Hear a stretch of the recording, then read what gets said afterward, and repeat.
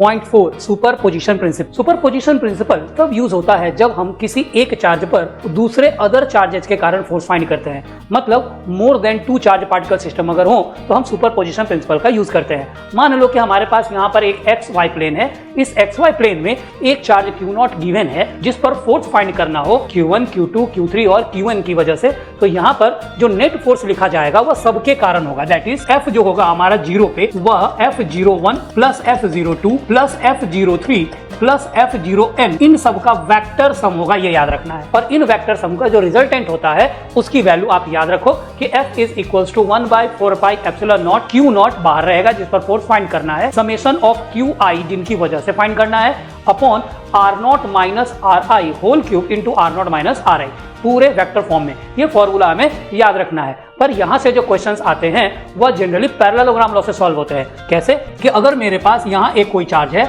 इस पर एक फोर्स अगर इधर लग रहा है F1 और दूसरा फोर्स इधर लग रहा है से F2 और इनके बीच का एंगल थीटा है, तो रिजल्टेंट फोर्स क्या होगा? F होगा। और यह जो F होगा इसकी value F1 square plus F2 square plus 2F1 F2 cos theta होती है according to the parallelogram law. Okay, अब यहाँ पर हमें MCQ चूंकि पूछ रहा है तो यहाँ पर हमें पूर्ण कैलकुलेशन कभी नहीं देगा, इसलिए आपको ध्यान क्या रखना है कि आपको चेक करना है कि क्या F1 और F2 की वैल्यू हमारी F आती है, मतलब सेम आती है। अगर आपका आंसर यस आता है तो यह 3 चीजें याद रखें कि अगर थीटा की वैल्यू 60 डिग्री है तो आंसर F√3 हो जाएगा, अगर थीटा की वैल्यू 90 डिग्री है तो आपका आंसर F√2 आएगा, और अगर यह आपको थीटा 120 डिग्री है तो आपको F की वैल्यू F ही आने वाली है। अब ऐसे क्वेश्चंस कैसे आते हैं? तो आपको जनरली एक ऐसा इक्विलेटरल ट्रायंगल दे देगा, इक्विलेटरल ट्रायंगल के सारे साइड्स सेम कर देगा और यहाँ पर आपको 3 चार्ज रख देगा और तीनों चार्ज का मैग्नीट्यूड सेम दे देगा और कहेगा इसके सेंट्रॉइड पे आप नेट फोर्स निकालो Q0। तो आप क्या करोगे? यहाँ पर इसकी वैल्यू F की वैल्यू 0 आएगी। अगर आपको ऐसा ही एक स्क्वायर दे दे और इन स्क्वायर के सभी कॉर्नर्स पर चार्ज रख दे, यहाँ प्लस Q दे दे, यहाँ प्लस Q दे दे, यहाँ भी प्लस Q और यहाँ भी प्लस Q, और आपसे कहे कि इसका साइड लेंथ R है, आप इसके डायगोनल के बाइसेक्टर पर नेट फोर्स निकालो। तो इस केस में भी इसके कारण फोर्स इधर, इसके कारण इधर कैंसल आउट, इसके कारण इधर और इसके कारण इधर, यह भी कैंसल आउट। तो यहां भी नेट फोर्स 0 होगी। पर ध्यान रहे हर बार ऐसा हो कोई जरूरी नहीं है। तो आपको क्या करना है, आराम से सबसे पहले आप क्वेश्चन को ध्यान से पढ़ेंगे। मान लो कि अगर यहां पर हमें प्लस Q, यहां प्लस Q, यहां माइनस Q, यहां माइनस Q चार्ज दे रखा है और सेंटर पर हमको एक Q0 चार्ज दे रखा है। अब हमें क्वेश्चन कहता है कि आप नेट फोर्स निकालो, तो इसका मैं फाइंड करके बताता हूं, ध्यान से देखना। या अगर मेरा साइड लेंथ मान लो कि A है, ठीक है, तो यह जो डायगोनल होगा सबसे पहले हमें यह फाइंड करना है। तो इस डायगोनल की वैल्यू A/√2 हो जाएगी। तुम इसको R मान लो थोड़ी देर के लिए, ठीक है। अब इसके कारण यहां फोर्स निकालो, तो इसकी वैल्यू तुम क्या लिखोगे?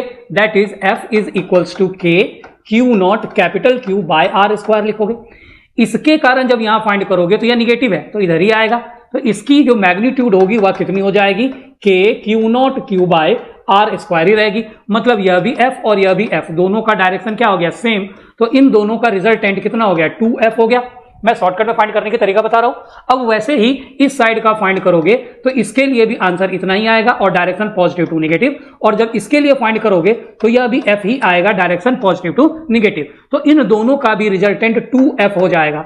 अब यह चूंकि स्क्वायर है तो यह 90 डिग्री पर होगा, तो रिजल्टेंट F इधर की तरफ आएगा और इस F की वैल्यू क्या आएगी? मैंने क्या कहा था कि अगर दोनों फोर्स सेम हो और एंगल 90 डिग्री हो तो आंसर क्या आता है? F√2। सतर्क रहना, यहां F की जगह क्या दे रखा है? 2F आया है, तो आंसर क्या आएगा?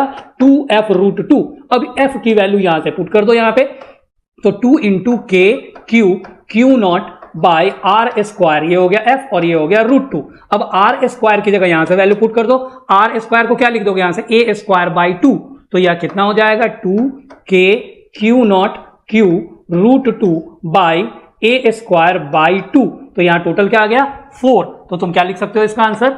4K Q0 Q √2 by A square. This will be the answer. 4√2 को तुम आगे भी लेकर के लिख सकते हो। तो सुपरपोजिशन प्रिंसिपल में इस तरह के क्वेश्चंस का ध्यान रखना। अगर तुमको क्वेश्चन में ऑप्शन में 0 है तो आंख बंद करके टिक मत मारना।